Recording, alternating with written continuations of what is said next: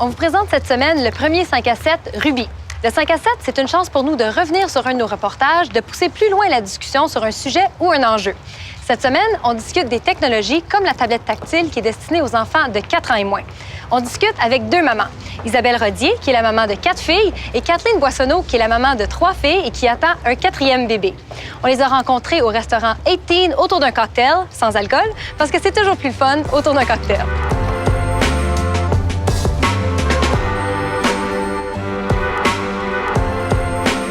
On a un enfant de 12 ans qui est très actif au niveau des technologies. Donc, par répercussion, les enfants de 4 ans et 2 ans veulent faire la même chose. Donc, ils n'en ont pas un. On n'a pas de iPod ou d'iPad pour les plus jeunes.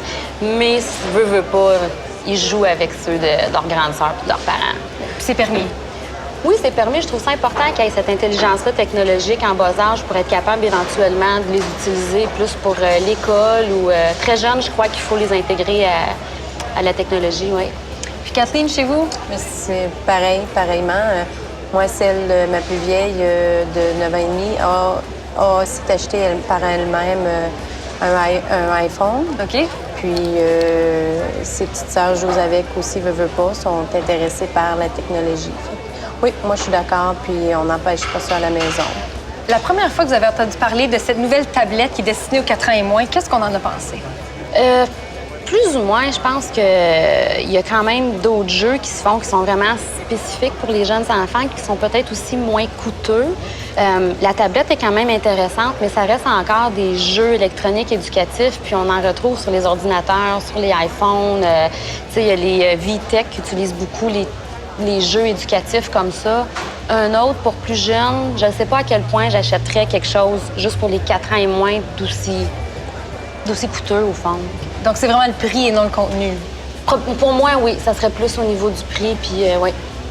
Puis, Kathleen, toi, la nouvelle tablette Vinci, est-ce que quand on t'en a parlé la première fois, ça t'excite ou tu dis « oh non, pas chez nous » ? Oui, parce qu'en maternelle, à cette heure, les enfants sont introduits aux ordinateurs déjà en partant. Alors moi, je trouve que c'est important qu'ils savent reconnaître un ordinateur, la souris, le clavier, reconnaître les lettres aussi sur le clavier. Alors, moi, je trouve que c'est important, oui, un peu avant, parce que même dans les écoles, pas juste les ordinateurs, mais ils introduisent à ça les smart boards, il y a plein de choses là, dans les classes. Là, que... Beaucoup de technologie. Oui, l'intelligence. Oui. Dans nos recherches, les filles, on a trouvé une étude qui disait que 19 des 2 à 5 ans savent jouer avec un téléphone intelligent, se servir d'une application, mais seulement 9 savent nouer leur lacet. Est-ce que c'est quelque chose qui vous fait peur, une statistique comme ça?